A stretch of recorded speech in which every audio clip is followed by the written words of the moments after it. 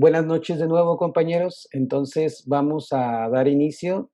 Doctora Casillas, ¿le parece si le damos la bienvenida al doctor, por favor? Sí, muy buenas noches para todos, estimados socios. Sean bienvenidos a nuestra sesión en línea. Esta noche tengo el placer de recibir con nosotros al Colegio Jalisciense al doctor Cristian Mendoza Mujica. Él es médico con especialidad de infectología por el Hospital Civil de Guadalajara en el 2019-2022. Cuenta con la especialidad de medicina interna por el Hospital Regional Valentín Gómez Farías en el ISSSTE en el 2015-2019. También cuenta con una maestría en ciencia de datos por parte de la Universidad del Valle de México en el año 2018-2020, con una experiencia de voluntariado o liderazgo en la Cruz Roja en Canadá en el año 2009. Y bueno, el tema de hoy es muy importante. Él nos va a compartir COVID-19 en Jalisco. Doctor, el Colegio Jalisciense le da la más cordial bienvenida. Muy buenas noches, sea bienvenido. Muchas gracias por el recibimiento tan cálido. Agradezco mucho la invitación a todos los que me brindaron este foro y pues bueno, voy a compartir el día de hoy. Lo que hemos estado haciendo acá en el Hospital Civil de Guadalajara nosotros con respecto al coronavirus. Creo yo que es muy importante que tanto el hospital como todos los que hacemos medicina en Jalisco estemos conscientes de afrontar esta pandemia. Y pues bueno, esta capacitación que estamos dando acá es la misma que hemos dado en el hospital. Entonces, les agradezco muchísimo su atención y vamos a empezar. Pido por favor que si hay alguna duda o alguna inquietud, por favor me la hagan saber al final de la plática. Habrá tiempo para hacer revisión de algunas cuestiones muy puntuales con respecto a coronavirus. Entonces, pues bueno, ¿me puede poner la siguiente? Bien, pues los coronavirus son virus que son virus de RNA, se pertenecen a la familia de los coronaviridae y estos son de las zoonosis más importantes que se tienen registro en el mundo. Es importante saber que este virus pues no es un virus tan antiguo, se tiene evidencia de su presencia en el mundo en los últimos 30 años. Es la segunda vez que se genera un brote o una enfermedad que se ha visto más de un solo sitio geográfico. Y pues bueno, como me imagino que todos saben, SARS-1 ocurrió en 2002, seguido de MERS que ocurrió en 2013 y pues ahora que estamos enfrentándonos contra el coronavirus nuevo, el coronavirus que se originó en Wuhan, China. Entonces, pues bueno, es muy importante también tener muy puntual que esta enfermedad tiene un espectro de presentación súper amplio. Este puede ser desde una enfermedad completamente asintomática hasta llevar a un paciente que tenga ya síntomas muy graves. ¿Me ponen la siguiente, por favor? Y pues bueno, es algo bien interesante también que de repente se ha revisado. Yo recuerdo que justo al inicio de la pandemia tuvimos una letalidad registrada de una paciente de un hospital privado en Jalisco con un coronavirus y pues bueno, hubo un problemón acá porque se decía que podía ser por SARS-CoV-2, pero pues bueno, este fue por un HK1. Como se pueden dar cuenta, hay distintas variedades de coronavirus que están endémicos en muchos lugares del mundo. Es muy importante también puntualizar que en México tenemos una presencia muy importante de HKU1, mismo que se puede detectar con un panel viral FILMARRAY en la gran mayoría de los pacientes que hospitalizamos. Siguiente. Siguiente. Entonces, bueno, la situación en México, como me imagino, pues ya todos la estamos siguiendo a diario. Al día de hoy se reportaron ya más de 30,000 casos y como bien saben, pues en Jalisco tal parece que el brote está controlándose, tal parece que no tenemos un problema tan grande como el que ocurre en muchas otras partes de nuestro país.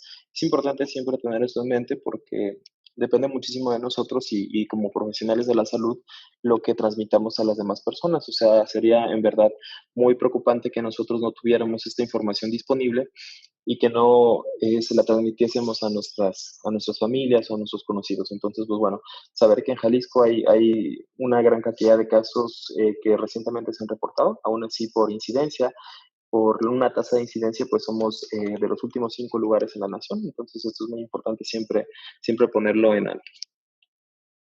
Siguiente. Pues bien, esto es lo mismo que comenté hace en la transparencia pasada, creo que está de más, por favor, me pueden pasar la siguiente.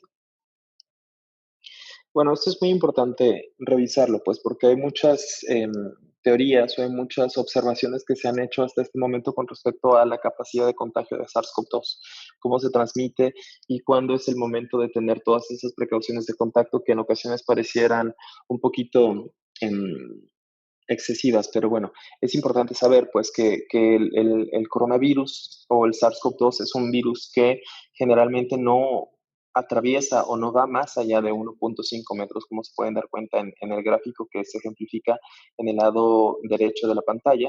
Pueden ver que está aquí un ejemplo, pues un esquema de un paciente que está tosiendo y como se pueden dar cuenta, pues esto no va a llegar más lejos de 1.5 metros. Caso contrario, cuando un paciente tiene generación de aerosoles, los aerosoles, comentaré más adelante en la plática, en las situaciones en donde son más prevalentes y donde hay que tener este tipo de precauciones. Sin embargo, pues bueno, la cercanía a menor de 1 metro es la que en verdad nos genera como tal un riesgo real de tener un contagio. Este podría ser aéreo. ¿Cuál es la diferencia tan importante de decir que el coronavirus fuera aéreo o no? Eso tiene que ver con la capacidad que tiene o que tuviera el virus de permanecer suspendido en el aire, pues como lo tienen algunas otras bacterias, como por ejemplo Mycobacterium tuberculosis. Es importante ver esto porque como si hacemos el ejercicio de esquematizar cómo va a fluir la tos de un paciente, pues si se imagina, no va a llegar más allá de 1.5 metros y tan pronto haga eso, pues se va a decantar y va a caer hacia el piso. Entonces, pues de ahí que sea también muy relevante siempre tener aseo y higiene de superficies, de lo que comentaré un poquito más adelante. La siguiente, por favor. Bueno, la detección de SARS-CoV-2 se puede aislar en muchos sitios, como se ha estudiado en todos estos artículos que están referidos en el pie de la página. Se ha encontrado que se aísla en esputo, en nasofaringe o en orofaringe, en heces, en la conjuntiva y en sangre. Sin embargo, eso es muy importante puntualizarlo. No se ha tenido evidencia hasta la fecha de que el aislamiento de este coronavirus en alguna secreción que no sea pulmonar genere una infección. Entonces, está todavía, o es muy debatible, mejor dicho, que la presencia de SARS-CoV-2 en heces también puede o pudiera ser tomada como una medida de transmisión, pues esto cambia bastante, porque de aquí ya no diríamos que es solamente un virus aéreo, sino diríamos que es algo que también se puede transmitir por ano boca, como muchas otras enfermedades infecciosas. Pero pues bueno, hasta este momento no hay evidencia de que pase. Y lo que sí no se ha aislado, pues como pueden darse cuenta en la transparencia, ni en orina, ni en leche, ni en líquido amniótico, ni en el cordón umbilical. Entonces, podemos hablar que un bebé o que una madre gestante eh, es muy poco probable que le vaya a transmitir el coronavirus hacia su hijo. Evidentemente, todas las observaciones que se han hecho hasta este momento pues tienen muchas limitaciones metodológicas debido a que dada la premura o dada la emergencia de esta situación mundial, pues no se han tenido las precauciones de cuidar toda la metodología para poder dar recomendaciones con evidencia fuerte. Entonces, hasta este momento, lo que podemos ver o lo que podemos presentar acá, pues son solamente datos que han sido de estudios observacionales. La siguiente, por favor. Y pues bueno, esto es importante siempre tenerlo en cuenta, porque de repente uno pudiera pensar que por estar simplemente con su cubrebocas y con de repente mantenerse a cierta distancia de algunas personas, pues es más que suficiente. Pero bueno, los invito el día de mañana o pasado que vayan a un hospital o que vayan a tener que atender a un paciente, la cantidad de veces que uno toca las superficies alrededor suyo y después se toca a sí mismo, a su ropa, a su cabello, a su cara, todo esto, ¿no? porque sí pareciera que de repente el tener una mascarilla quirúrgica, un N95 o incluso una careta nos lleva a pensar de que estamos protegidos y pues bueno, la verdad es de que lo más importante, como ejemplifiqué con la transparencia anterior, es tener una distancia. Seguido, evidentemente, de tener una adecuada higiene de manos, porque como vemos acá, el coronavirus puede sobrevivir en muchas superficies por largo tiempo. Esto depende directamente de algunas condiciones climatológicas y cuestiones de humedad, pero en promedio se ha visto que, por ejemplo, en el papel puede vivir hasta 4 o 5 días. Y esto es bien importante porque de repente no tomamos en cuenta que utilizamos papel para todo. Pues, por ejemplo, el primer día que se hospitalizó un paciente en nuestra unidad por coronavirus, teníamos esta disyuntiva de cómo íbamos a dejar las indicaciones, pues porque pues no los podíamos firmar, no podíamos dejar ahí todo lo que dice la norma oficial mexicana. Entonces, pues bueno, es importante siempre tener esto en cuenta. Entonces, la recomendación siempre va a ser que haya que sanitizarse todas las superficies que pueden ser sanitizadas y las que no puedan sanitizarse, si pueden no usarse mejor y si se pueden desechar, pues aún mejor. La siguiente. Entonces, bueno, algo que es bien importante que se tome a consideración es esto, ¿no? De repente, a través de mis redes sociales, yo decía la vez pasada, o sea, lo más probable es que en las siguientes semanas, meses, una gran cantidad de la población que nosotros conocemos e incluso nosotros mismos nos podamos infectar. Entonces, o infectarnos o estar expuestos al virus, que eso es algo bien frecuente, ¿no? De repente ahí siento que hay un tipo de fobia o un estigma medio extraño que se ha hecho por los medios que nos dicen, no, pues es que están arriesgando su vida, es que son héroes. Y la verdad es que todos los que tratamos pacientes con coronavirus nos sentimos eso. Pues, o sea, yo sinceramente digo que si yo me voy a infectar por coronavirus va a ser fuera del hospital, pues, porque acá nos cuidamos más que nadie, acá estamos bien conscientes de lo que está pasando y acá siempre estamos vigilando lo que sucede. Entonces, habiendo dicho esto, es importante entonces tomar en cuenta que si alguien llegase a exponerse al virus, tiene que estar vigilando o que la recomendación de aislamiento es por 14 días. Y eso porque fue con base en los resultados de este estudio que está publicado en Anales de Medicina Interna, que es quizás uno de los estudios más citados con respecto a esta pandemia, vigilan cómo la media de presentación de síntomas es a los 5 días. En promedio, casi toda la gente va a presentar los síntomas a los 5 días. Y el 95% de las personas se van a presentar los síntomas entre el día 3 y el día 7. Entonces, es muy importante que estos sean los días que haya mayor al índice de alerta para poder vigilar si un paciente va a empezar con síntomas o no. El 14º día, o sea, es muy poco probable que alguien que se expuso al virus presente la sintomatología hasta el día 14, pues, pero como hay algún caso en el que se pudo documentar esto, pues sí tiene que vigilarse con esos 14 días. Entonces, la respuesta a muchas preguntas que de repente me hacen es esta, pues, o sea, si tú estuviste expuesto, si la exposición haya sido mayor, no hay más que aislarse y que estar completamente alejado durante 14 días. Si en 14 días no se presenta sintomatología, hay una probabilidad bastante alta, casi del 100%, de que no vayas a tener síntomas de coronavirus. La siguiente, por favor. Y bueno, algo que de repente me parece muy relevante comentar es esto. Este gráfico que está recogido en esta revista, en el cual hacen un abordaje de cómo son los medios de transmisión y cómo es quizás más importante vigilar todos los contactos que un paciente haya tenido antes de tener síntomas, pues porque de repente otra de las cosas que han sido muy mediáticas es de que como la presentación clínica del coronavirus puede también ser asintomática, que muchas personas entonces andan por la calle o viniendo a trabajar y que están infectadas y que nos van a contagiar, ¿no? La realidad es de que la probabilidad de que alguien que no es asintomático te contagie es baja. Y solamente el paciente que puede contagiarte es aquel paciente que va a presentar síntomas después. De ahí que sea bastante complicado saber si tienes un riesgo o no. Y lo explico. Por ejemplo, si el día de hoy diagnosticásemos a un paciente con coronavirus y él empezó con sus síntomas hoy, hay que retroceder 2 días para saber cuáles fueron sus contactos de los últimos 2 días, porque una de las etapas en donde hay mayor probabilidad de ser infectante es 2 días antes de la presentación inicial de los síntomas. Y en esto se parece mucho el coronavirus a influenza. Influenza hace más o menos lo mismo, pues, o sea, la viremia empieza antes de que empiecen los síntomas, igual que en coronavirus. Entonces, es importante siempre tener esto en cuenta, porque tan pronto como alguien de su familia o de sus conocidos sea diagnosticado con coronavirus, hay que hacer un retroceso para saber exactamente en qué momento empezó con síntomas y a cuántas personas pudo exponer antes de los síntomas. Entonces, esto se definió como un intervalo serial. Para fines prácticos, voy a decir que un paciente está más infectante o es más contagioso 2 días antes de que tiene síntomas y 2 días después de que empezó con síntomas.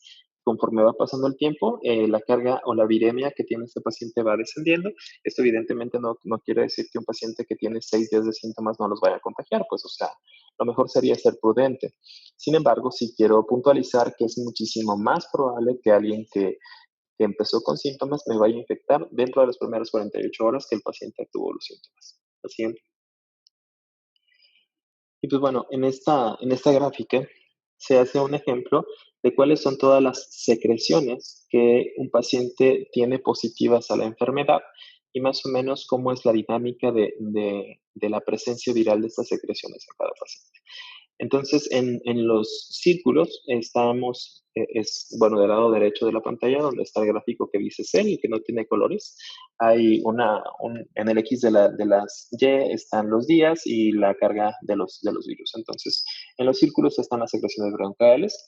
En los triángulos son las secreciones nasofaringes. Entonces, eso es muy importante, pues, porque de repente alguien pudiera pensar que es más infectante alguien que estornuda o que tose, y la realidad es que no es así. Entonces, como se pueden dar cuenta, va a decrecer la cantidad de virus viables que tiene un paciente dependiendo del número de días que están pasando.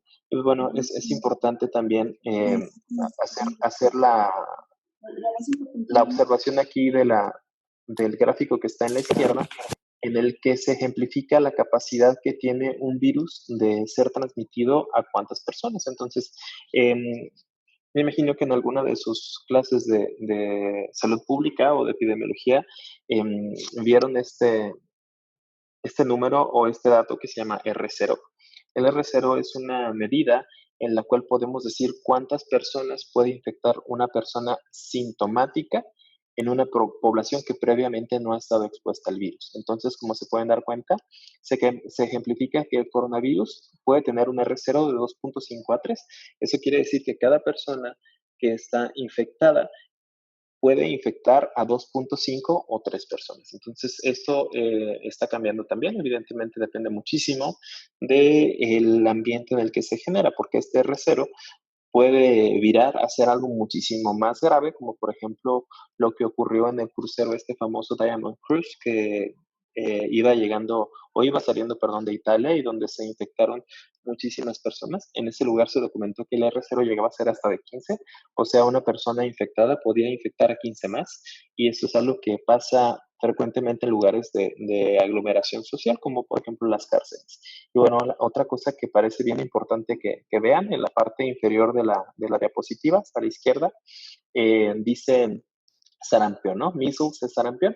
Entonces, como se pueden dar cuenta, pues eso sí es bien contagioso, que incluso a pesar de una vacuna, pudiera infectar a la persona si hay una exposición continua y con alta carga viral. Entonces, creo que está de más que yo les diga que es importante que tan pronto se reanuden o se reincorporen a sus actividades, hay que buscar la vacuna de sarampión, porque esta sí pues está reemergiendo en México. Por ahí muchas condiciones que creo que está de más comentar el día de hoy, pero bueno, solamente hacer esa referencia. Como se pueden ver, o sea, el sarampión es quizás lo más contagioso el virus más contagioso, perdón, que tiene registro en ese momento en la humanidad. Siguiente. Bueno, entonces, habiendo ya dejado un poquito más claro la dinámica viral y cómo se va a contagiar a alguien, pues es importante también hacer una referencia al espectro de la presentación clínica, ¿no? Entonces, este es el artículo que tiene una recolección más grande de pacientes. Se pueden dar cuenta, son casi 45,000 pacientes, a los cuales estuvo observando cómo era la presentación de ellos y cómo podía oscilar su presentación clínica desde algo bien leve, que evidentemente es un paciente que no necesita hospitalización, que no necesita más que vigilancia, algo de analgesia, hasta un paciente crítico, pues de los cuales casi todos los pacientes críticos iban a tener una letalidad. No se pueden dar cuenta, la mitad de los pacientes críticos tuvieron defunciones, registrándose un total de 1023 defunciones, con esto teniendo una fatalidad de 2.3%. Esto quiere decir que por cada 1000 personas, por cada 100 personas, perdón, se morirían 2 infectados. Entonces, pues bueno, eso es importante comentarlo. Además, hacer la referencia puntual de que la fatalidad o los casos letales incrementan exponencialmente con edad, como muestro en la siguiente diapositiva, por favor. La tasa de letalidad entonces cambia abismalmente para una persona que tiene 29 años, por ejemplo, a una persona que tenga más de 80 años, donde la letalidad es superior al 80% en mayores de 80 años.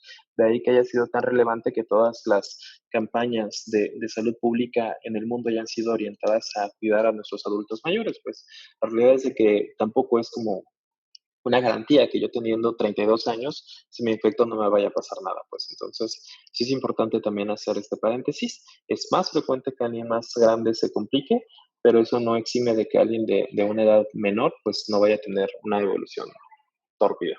¿La siguiente? Entonces, pues bueno, la población general, más o menos cómo va a funcionar, ¿no? Porque de repente ahí nos quedan algunas dudas con respecto a si vamos a quedar inmunes, si no vamos a quedar inmunes, si nos podemos reinfectar. No, porque como me imagino que han visto en los medios, hay gente que de repente les hacen 5 pruebas y las 5 pruebas siguen saliendo positivas a pesar de que ha pasado un montón de tiempo, ¿no? Eso es importante hacer una referencia, solamente un simple paréntesis de que también en estas personas que se ha documentado que tengan presencia del virus aún, no se puede establecer que este virus sea el mismo que tenían desde un inicio y también comentar que en todas las personas que se ha encontrado persistencia del virus, pues no se han documentado nuevos síntomas. Entonces, sí, la evidencia sugiere de que el paciente puede persistir con presencia del virus, sin embargo, esto no quiere decir que el paciente siga enfermo, pues, o sea, podría estar infectado y, digamos, colonizado por un virus, pero eso no significa tener síntomas tampoco. Entonces, los espectros clínicos, pues bueno, de la población general, como les dije, solamente es hacer un esquema de lo que comenté en la transparencia previa. Solamente 55% van a tener síntomas muy leves. Si engloban este 55 más el 30% sin síntomas, pues son personas que ni siquiera van a necesitar venir al hospital. Y con esto pues hago un pequeño comercial. Nosotros, como parte de una iniciativa que encabezo, generamos un cuestionario en línea que tiene como finalidad hacer eso, pues orientar a la gente que tiene síntomas leves a quedarse en casa. Entonces, juntamos un grupo de más o menos 180 médicos voluntarios que estoy coordinando, a los cuales se les dan capacitaciones continuas para poder atender las inquietudes de la gente que nos ha visitado a través de nuestra página.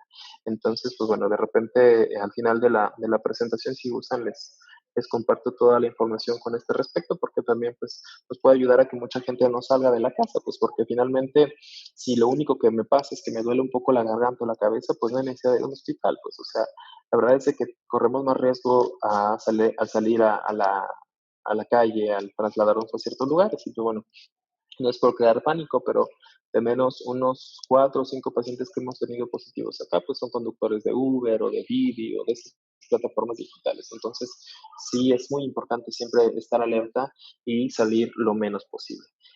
Continúo entonces, de los pacientes que van a tener síntomas, que son menos del 20%, algunos van a tener síntomas severos y estos pacientes con síntomas severos pues sí llegan a requerir una hospitalización. Y de los que están severos, pues también la mortalidad es alta, pues el 15% de que tienen síntomas severos van a tener una letalidad, que esto un poquito más adelante comento cuáles son los factores de riesgo para que te vaya a ir un poquito mal. Y pues bueno, si no te mueres, vas a quedar con algún grado de inmunidad. Entonces, pues bueno, eso puede pasar hasta en el 85% de esas personas. Y pues bueno, si ya haces un síntoma, si ya tienes una enfermedad crítica, desafortunadamente vas a terminar en ventilación mecánica y la realidad es de que la gran mayoría de los pacientes ventilados van a terminar muertos. Entonces, siempre hay que pensar en que podemos limitar esta gran cantidad de mortalidades y evitamos que la población se exponga, pues que es lo que se ha intentado hacer acá en Jalisco. Siguiente, por favor. Entonces, pues bueno, los factores de mal pronóstico. que están más que dichos y que han visto que se publican en un montón de lugares, pues son estos, ¿no? El tabaquismo, la enfermedad renal crónica, tener una enfermedad pulmonar obstructiva, tener antecedente de una enfermedad cerebrovascular, tener diabetes o hipertensión. Cada uno de ellos incrementa sustancialmente la probabilidad de que te vaya mal. Y vaya mal es enfermedad crítica, es necesidad de hospitalización, es necesidad de ventilación mecánica. Como se pueden dar cuenta, quizás la que tiene mayor prevalencia en nuestra población es la diabetes y la hipertensión. Entonces, como se pueden dar cuenta, un paciente con diabetes tendría 149% de probabilidades mayores de tener una letalidad asociada a esto, y pues un paciente hipertenso tendría también un poquito más de 100% más de probabilidad de tener alguna, algún desenlace fatal. Evidentemente, pues también pacientes nefrópatas, me imagino que todos ustedes ven un montón. Entonces, eso es muy importante siempre puntualizarlo, porque si recuerdan, en Jalisco somos el lugar con mayor incidencia de enfermedad renal crónica. Entonces, pues sí, sería un montón de personas que pudieran terminar acá con mal pronóstico. Entonces, siempre es importante vigilar también esas poblaciones, hacer especial énfasis en si en alguno de ustedes pues está llevando el seguimiento de primer contacto con un paciente que tenga una enfermedad renal, pues sí, avisarle, informarle de que este paciente, si tiene que salir por alguna razón, tiene que tomar todas las precauciones habidas y por haber, porque en este grupo les puede ir bastante mal. La siguiente, por favor.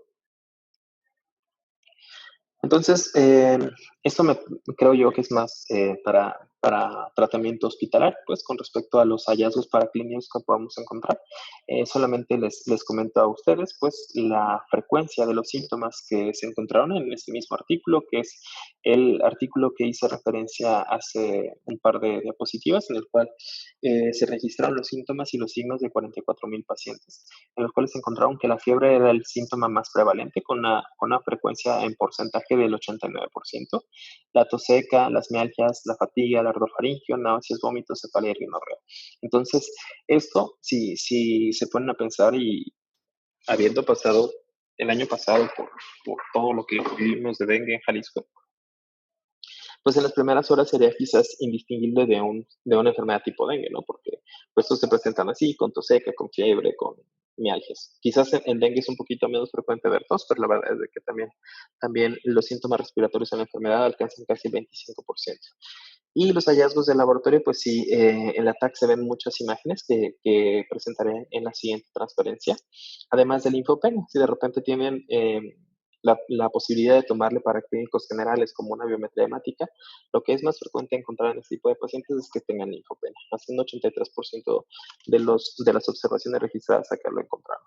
Y pues bueno, estas variables que están acá abajo, como la PCR y los dímeros D, esos no solamente se presentan con relativa frecuencia, sino que predicen que el paciente vaya a tener mayores complicaciones. Siguiente, por favor. Y pues bueno, esta ataque evidentemente se ve terrible. Es una tomografía en la cual se ve muchos infiltrados o muchas opacidades en vidrio de lustrado. Generalmente en COVID las vemos más orientadas hacia la periferia, no tanto peribroncovasculares, sino más hacia los polos, o sea, centrífugas, no tanto, no tanto orientadas hacia el centro de los cilios o peribroncovasculares, como dije. Entonces, esto es importante que también se tenga en mente. Igual, para muchos centros no es tan práctico realizar tomografías de tórax porque de repente significa cerrar grandes partes del hospital, pues no estábamos preparados para tener un tomógrafo simplemente para pacientes probables, pero si de repente tienen probabilidad o posibilidades de hacerlo, pues estos son los hallazgos que pueden encontrar en una tomografía de tórax. Siguiente. Y bueno, la definición operacional desde el 24, de marzo cambió un montón, como se pueden dar cuenta.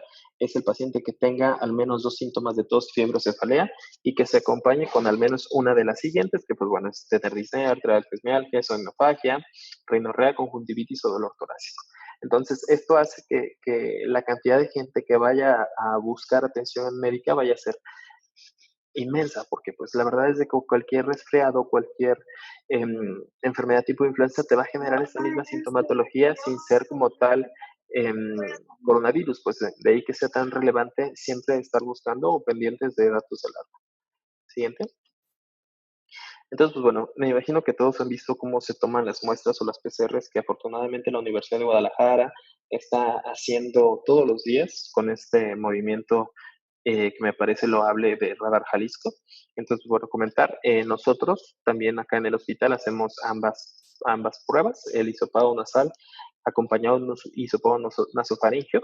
Con esto le damos una eficiencia a la prueba, a la PCR, de 73%.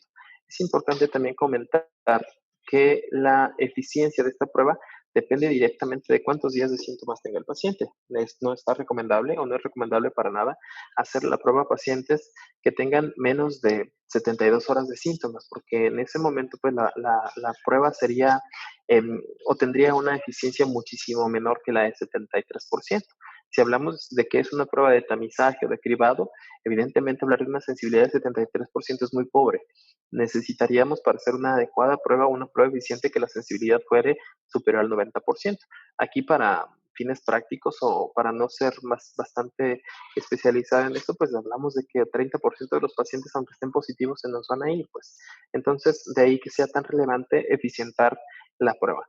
Esto sí me gustaría mucho que quedara bien claro, porque de repente a ustedes también les pueden preguntar, oye, ¿sabes qué? Me expuse a una persona con ya diagnóstico confirmado, pues. Entonces la respuesta sería, pues de cuando tuviste el contacto, espérate 5 días y tómate la prueba. Porque si se toma el primer día o el día 2 o el día 3, no va a tener mucha efectividad la prueba. Y pues bueno, la realidad es que para fines prácticos el tener una prueba positiva no nos va a cambiar mucho el manejo, pues solamente se encomiaría a reforzar aún más las medidas de aislamiento. Yo la verdad a todos los pacientes que veo acá les digo lo mismo, pues o sea, tú tienes que asumir que estás enfermo, hay una pandemia que está afectando a casi todo el mundo, entonces pues sí, tienes que asumir que tienes el coronavirus, lo tengas o no, te tienes que cuidar como si lo tuvieras.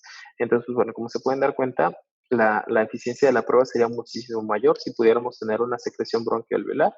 Esto pues en definitiva es muy poco práctico, a pesar de que la eficiencia de la prueba sería muchísimo mejor, sería muy grande la cantidad de aerosoles que se producirían y por ende pues la exposición del personal sanitario pues no justifica el que se tenga que realizar la muestra de esta manera. Por ello es de que no se, no se recomienda hacer así. Entonces, la sensibilidad de la PCR nasofaringea que hacemos tiene una sensibilidad, perdón, del 73%, pero su especificidad es del 96%, por lo cual sigue siendo la prueba de primera línea para poder hacer este diagnóstico. ¿Siguiente? Pero como se pueden dar cuenta, acá, por ejemplo, en este estudio que está publicado también en este año, evidenciaron cómo agregarle a la PCR una serología que busque IgM, pues eficienta muchísimo más la capacidad de detección, llegando hasta casi un 100%. Entonces, nosotros acá lo que estamos haciendo es de que si el paciente tiene menos de 10 días, más de 5 días, pero menos de 10 días, se le toma una PCR y si el paciente ya llegó a tener 10 días o más, pues ya se busca hacer una prueba rápida y la prueba rápida pues tiene una técnica que se llama lateral flow y lo que hace es buscar anticuerpos contra IgM y contra IgG. Y con ello pues hemos llegado a tener mayor capacidad o un mejor rendimiento en las pruebas, mejor dicho. ¿Siguiente? Y pues bueno, hay algunos tipos de pruebas diagnósticas, las cuales son dos en general. Una es buscar el material genético que está reproduciéndose, que está vivo, que ese pues es como tal hacer una ampliación de las proteínas o específicamente el DNA del virus, o la que sería buscar completamente el antígeno, que son las pruebas rápidas que ya comenté. Siguiente. Entonces, bueno, la respuesta inmunológica el esquema inicial de cómo se presentaban o cómo se empezaban a positivizar los anticuerpos era este. La realidad es que conforme ha empezado a cambiar la literatura, pues hemos encontrado que no siempre se presenta así.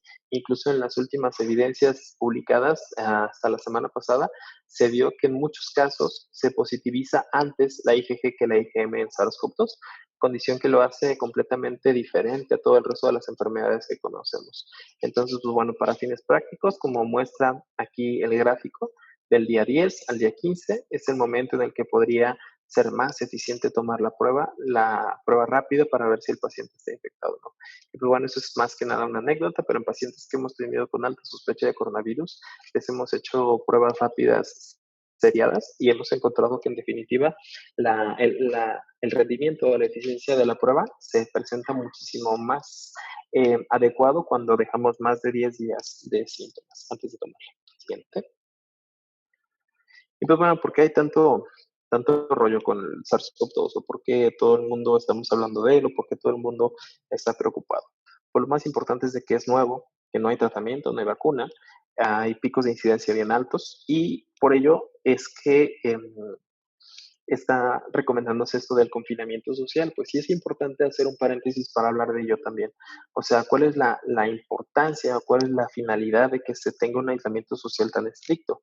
La realidad es de que el virus tiene una capacidad de contagio muy grande, la realidad es de que el virus tiene capacidad de sobrevivir en muchos lugares por mucho tiempo, como ya ejemplifiqué en transparencias anteriores, y lo que tiene como finalidad ulterior el confinamiento social es evitar que todos nos infectemos al mismo tiempo.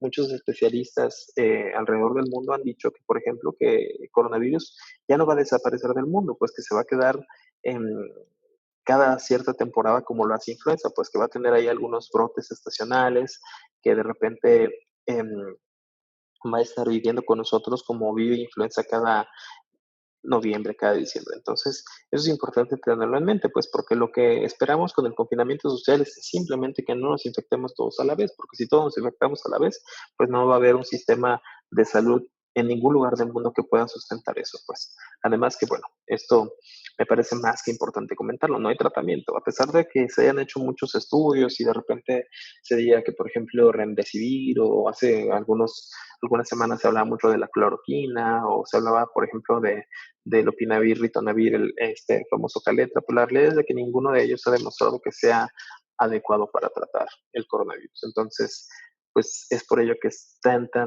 especial este virus. Siguiente. Pero bueno, pues, ¿qué es lo que tenemos que hacer para prevenirlo, no? Lo mejor es siempre tener una distancia con cualquier persona en cualquier lugar de 1.5 metros. Esto aplica evidentemente a personas con las que no vivimos, pues porque finalmente si vivimos con alguien, pues esto va a ser muy complejo, pues. Pero bueno, los que somos personal de la salud, pues sí tratamos de tener ese tipo de precauciones con todo el mundo para no tener que tenerlas con nuestra familia. Y pues bueno, no hay que tocarse los ojos, la nariz ni la boca, porque pues como les dije, no siempre tenemos el antecedente de limpiarnos las manos antes. Y hay que tener higiene de manos con mucha frecuencia, esto es bien importante. Y pues evidentemente el siempre estar actualizado con la información oficial. Esto es muy importante que lo puntualicemos. Información oficial. La realidad es de que todo el mundo tiene una opinión al respecto de SARS-CoV-2 en este momento. Todo el mundo tiene una fuente fidedigna, por llamarlo de alguna manera. Todo el mundo tiene de repente datos que se publican o que son muy amarillistas. Entonces recomiendo solamente hacer caso de fuentes oficiales, como es la Secretaría de Salud Mexicana, la Secretaría bueno, la Dirección de Epidemiología, mejor dicho, la Organización Mundial de la Salud e incluso la CDC. Siguiente. Y pues bueno, ¿cómo se van a proteger todos los que sean personal de la salud? Y eso se tiene que estandarizar o se tiene que individualizar, mejor dicho, por cada porcentaje o por cada probabilidad de riesgo que tenga cada paciente. Siguiente. Entonces, ¿cuáles son las áreas de riesgo que vamos a tener en realidad cuando trabajamos en un hospital? Riesgo muy bajo va a ser todo aquel paciente que trabaja en área que no está destinada a ser de coronavirus, pues, o sea, eso es bien importante también puntualizarlo, porque de repente esto ha sido algo bien mediático, ¿no? Yo por ir al hospital me expongo y la realidad es de que no es así, pues, si en tu unidad hay un adecuado triage y se ven a los pacientes respiratorios en otro lugar, tú estando en una sala común, pues tu riesgo es bajo, pues no es tan alto como por ejemplo estar en un triage de urgencias, que eso sí en definitiva lo hace una zona intermedia y pues ya riesgos altos es en lugares en donde tengan pacientes ya confirmados para SARS-CoV-2. ¿Sienten? Entonces, pues bueno, las precauciones estándar, me parece a mí, estas precauciones son muchísimo más buenas que ningún EPP, pues, o sea, yo creo que que si tuviéramos, o si todo el mundo fuera bien estricto con eso de mantener distancia y de tener el estornudo de etiqueta o toser de etiqueta, como ya saben, pues cubrirse con su antebrazo y tener higiene de manos, pues no habría necesidad de utilizar tantas cosas, pero la realidad es de que no siempre es así, pues. Entonces, el uso de guantes solamente se recomienda cuando alguien vaya a tener que tocar secreciones. En la mascarilla y los lentes cuando haya riesgo de que salpique algo, pues, o sea, el traer una careta es solamente cuidarte de que no te va a salpicar nada, pues la verdad es de que no tiene otra indicación, pues, o no es mejor traer la careta que no traerla en el contexto de que no se vayan a generar secreciones que aerolicen o que puedan como tal salpicar tu cara. El equipo de protección personal, pues ese se recomienda ya para alguien que va a tener un contacto a menos de 1,5 metros con el paciente, que lo vas a explorar, que lo vas a revisar, que lo vas a auscultar, que, bueno, eso está quizás de más que lo diga, pero no se recomienda auscultar a ningún paciente con coronavirus. La realidad es de que los hallazgos con el estetoscopio no son tan fidedignos como, por ejemplo, un ultrasonido pulmonar o una tomografía. Y, pues bueno, tratar siempre, pues, de tener eso de la higiene respiratoria que ya comenté antes. El siguiente, por favor. ¿Y cómo hay que lavarse las manos? Pues me imagino que todos ya saben, hay técnicas que se recomiendan con solución alcoholada o con jabón, y los 5 momentos de lavado de manos son exactamente iguales que para cualquier otra patología infectocontagiosa. Entonces, siempre es muy importante tener esto en cuenta. Siguiente. Y bueno, los aislamientos en general, pues la mayor parte de las veces, perdón, tiene que ser simplemente un aislamiento por contacto, pues, o sea, tratar de tener una bata impermeable para no contaminar nuestra ropa. Evidentemente, antes de la bata, lo más importante es la distancia. Y pues bueno, ya si hay gotas, sí sería importante tener algún cubrebocas para tratar de aislar las posibles secreciones que puedan estar llegando a nosotros. Y como dije, pues es muy poco probable que esas secreciones te vayan a llegar si tú mantienes una distancia, a menos evidentemente que el paciente esté intubado, que es ya para la siguiente, lo que está marcado acá con azul. Cuando esto pase, pues sí es necesario traer un cubrebocas en el 95.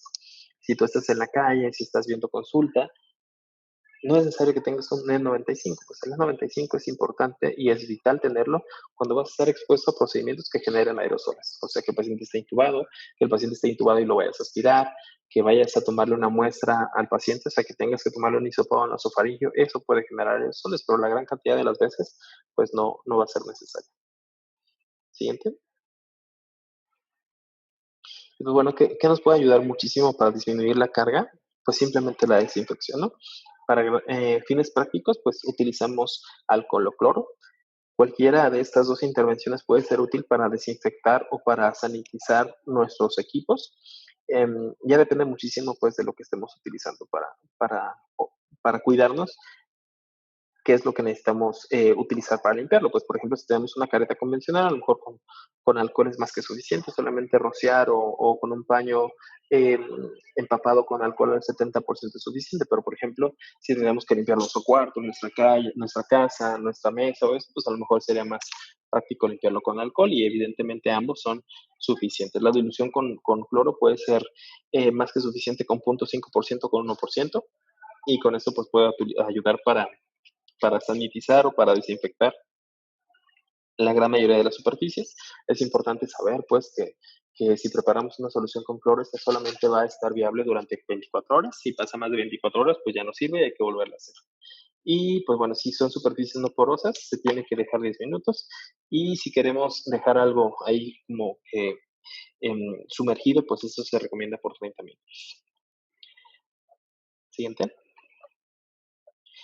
Siguiente. Entonces, pues bueno, el EPP siempre debe ser dado por el nivel de atención.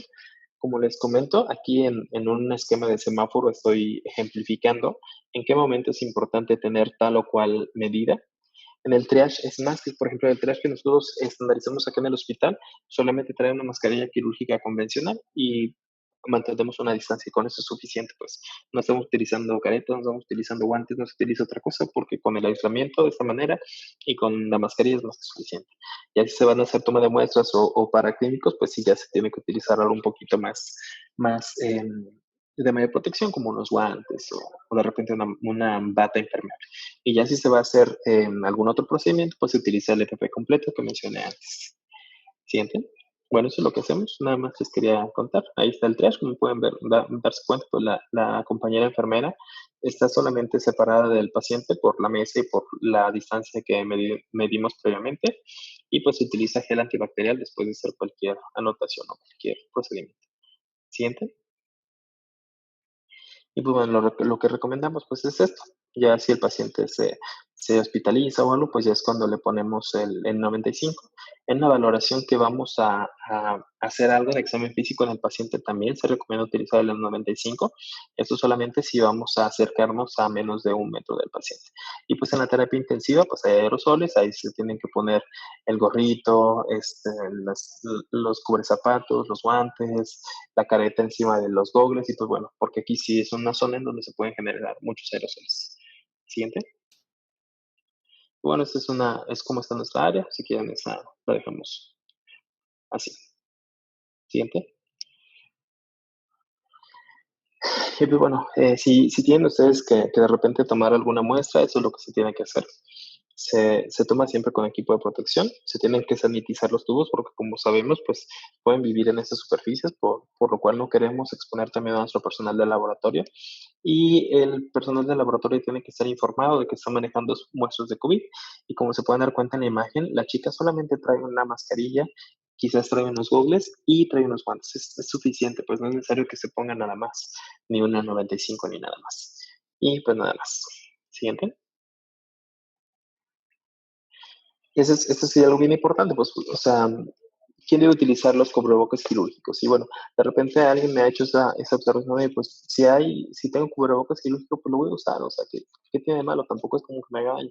La realidad es de que no, pero la realidad es de que sí hay, o ha habido evidencia de desabasto en muchos lugares, no nada más de México, sino del mundo, entonces tenemos que cuidar el recurso, tenemos que cuidar el insumo en medida de lo posible. Entonces, ¿quién lo tiene que utilizar? Pues solamente personas que tengan síntomas respiratorios, personas que estén cuidando a personas enfermas o personal de la salud, pues porque si de repente también ven gente que está asintomática en la calle y que trae un cubrebocas como los que utilizamos acá en el hospital, la verdad es de que pues eso, lejos de ser algo benéfico, pues es algo que nos puede restar bastante a todos los que estamos practicando en medicina en los hospitales. Y pues bueno, la etiqueta de cómo utilizar el cubrebocas, me imagino que todos la conocen. Em, el cubrebocas solamente se tiene que tocar una vez, o sea, cuando ajustas el puente o la varilla al puente de tu nariz y después lo sujetas con los cordones. Después de ello, no puedes tocar la superficie del cubrebocas y cuando te lo retiras por las correas y lo desechas. Y después de eso te aseas las manos. Si por algo tienes que reacomodarte el cubrebocas por cualquier cosa, pues es importante que después que lo hagas tengas una higiene de manos adecuada. Siguiente. Y bueno, esta es la pregunta de quién debe usar las máscaras N95. Entonces, como ya lo dije antes, cualquier persona que tenga que estar a menos de 1 metro del paciente y pues cualquier paciente o cualquier persona que vaya a hacer un procedimiento que genera aerosoles, que ya los he comentado. Por ejemplo, eso sí es algo frecuente, que los quieran nebulizar. Eso creo que está de más que lo diga, pero para nada está indicado en pacientes que tengan coronavirus porque pues los beneficios que ofrece son superados abismalmente por los riesgos. Entonces, pues sí se puede utilizar algún otro dispositivo como disparos con aerosoles o algo así, pues sería mejor que nebulizar al paciente. ¿Sí? Entonces, pues bueno, aquí están como un ejemplo de los que son contactos directos, porque algunas personas sí les damos un cubrebocas y a qué personas. Siguiente.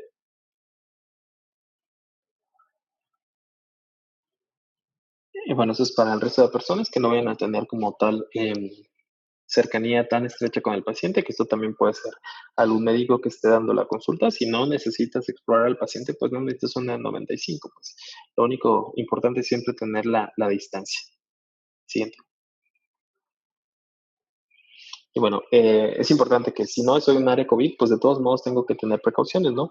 En este momento, como en cualquier otro momento, las precauciones estándares o rutinales tienen que ser siempre em, tener precaución de contacto y de gotas, pues tratar de siempre tener ese estorbo de etiqueta, mantener distancia, que eso no nos cansamos de reforzar lo que es lo más importante, pues así como la higiene de manos, que sea frecuente y además que sea adecuada.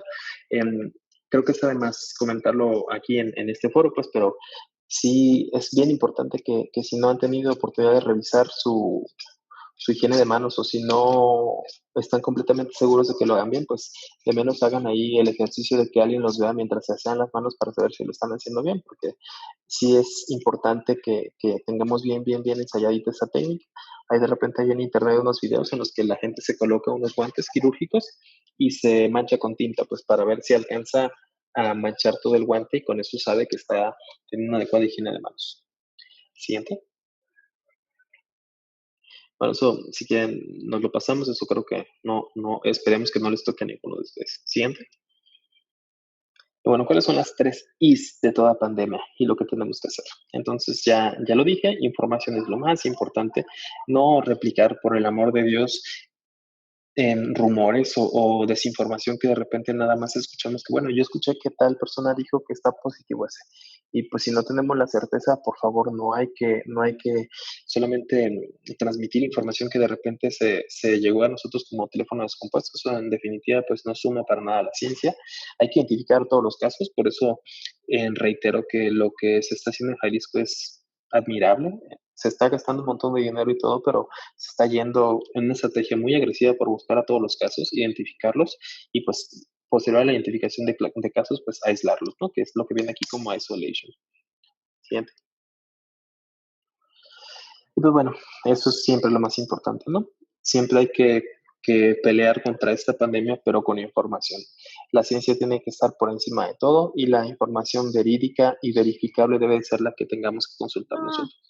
Es penoso que personal de la salud de repente haga comentarios que están tan alejados de la ciencia, por ello creo que es bien importante que tengamos estas sesiones para que podamos, pues nosotros que estamos acá, compartirles un poquito de lo que hemos visto, de lo que hemos estudiado, para que todos estemos más tranquilos con todo esto. Siguiente. Y pues bueno, esto es más o menos lo que se espera para cómo va a generarse la pandemia. Como se pueden dar cuenta, nosotros estamos en el intervalo que se marca como aceleración. Apenas estamos entrando en el periodo más crítico de esta enfermedad. Por ello, creo yo que estamos muy a tiempo de hacer esta sesión. El pico máximo de casos que esperamos aquí en Jalisco va a ocurrir en las siguientes 2 semanas. Entonces es bien importante que ahorita no estemos ni por nada saliendo a la calle, ni visitando a nuestras familias, ni teniendo festejos, ni nada, pues no es momento. Porque si nosotros logramos esto, vamos a caer ya en la siguiente fase, que es la desaceleración.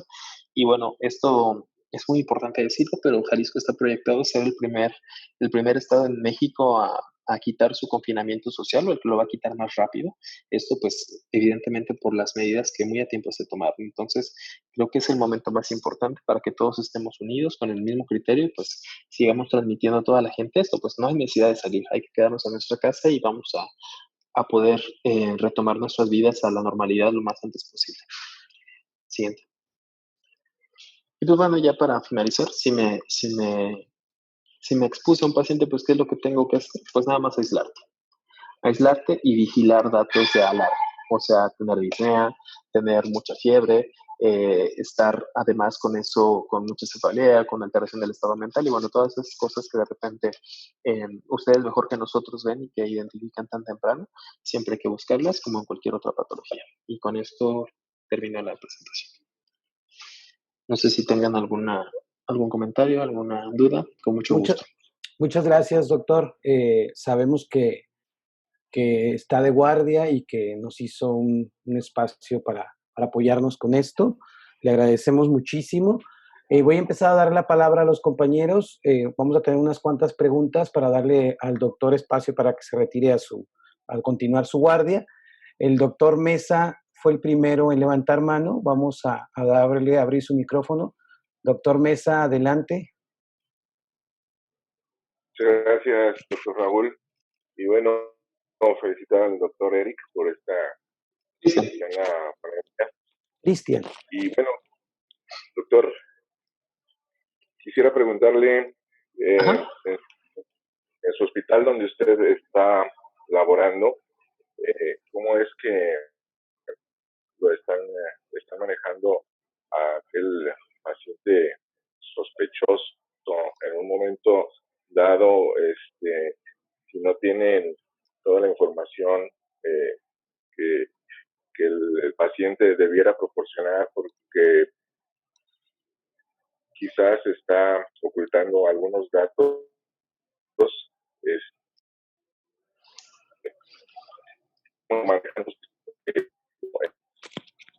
Doctor Mesa, lo perdimos un el poquito. resultado no está de forma inmediata.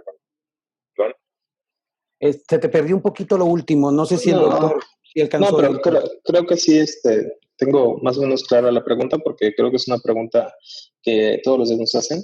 Y bueno, la estructura de nuestra unidad es que cualquier paciente que tiene síntomas respiratorios o que tiene fiebre y alguna sintomatología respiratoria o que puntualmente cumple la definición operacional y tiene criterios de hospitalización, se ingresa en un área aislada y apartada del hospital, que es una torre alterna, y todos se tratan como probables, tengan o no tengan historia, o nos mientan o no nos mientan, o de repente nos oculten información o no, todos se aíslan y se vigilan hasta que tiene una prueba negativa y ya se puede sacar al paciente. Es importante comentar que en alguna de las diapositivas puse que la eficiencia del diagnóstico es mejor cuando se le suma una PCR, una prueba de anticuerpos, pues, pero, o sea, el tener anticuerpos positivos no significa que yo esté contagioso en este momento.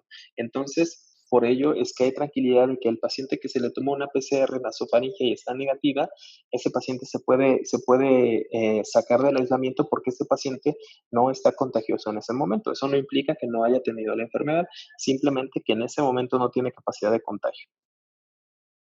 Excelente, doctor. La doctora María Eugenia Camacho, le voy a abrir su micrófono, por favor.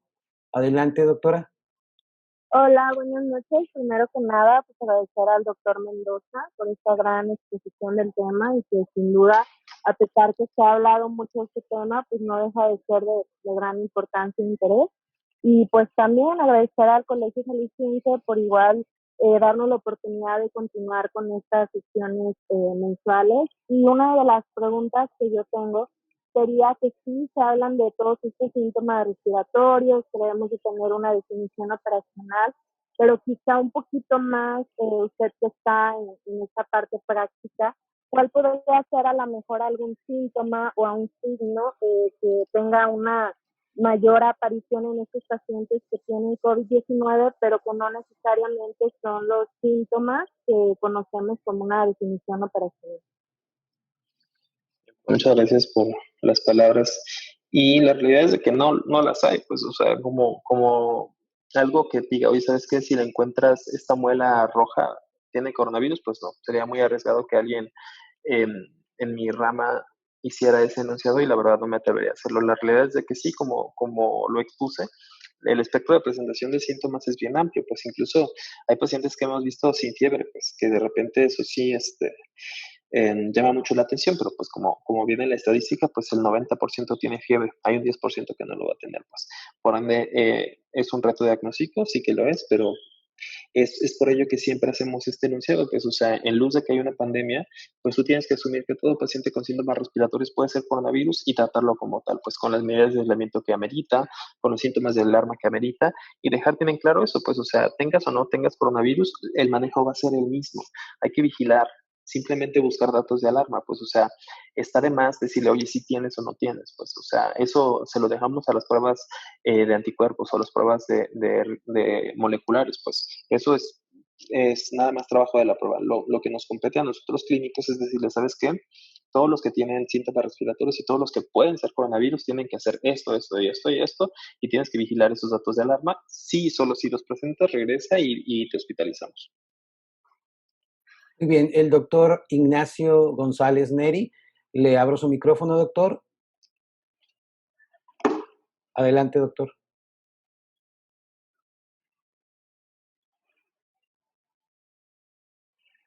Doctor Neri.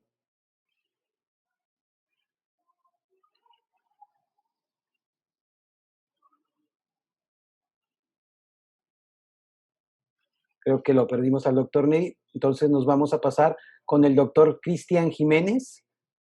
Adelante, doctor Cristian Jiménez. ¿Qué tal? Buenas noches, doctor. Felicitarlo al doctor Cristian por la presentación. Y mi pregunta en concreto es, ¿qué opina, doctor, usted actualmente En las últimas semanas hizo una publicación por página de New England y varias páginas, el Celver y varias cosas, referente al tratamiento con el remdesivir, lo nuevo que se está haciendo para la investigación para el tratamiento del COVID. ¿Cuál es su punto de vista, Doc, referente a este tratamiento que se está llevando a cabo y qué beneficios nos esperan? Porque ya estaba hasta aceptado, se había dicho por Estados Unidos y por la FDA y se estaba dando ya repartición al resto del mundo.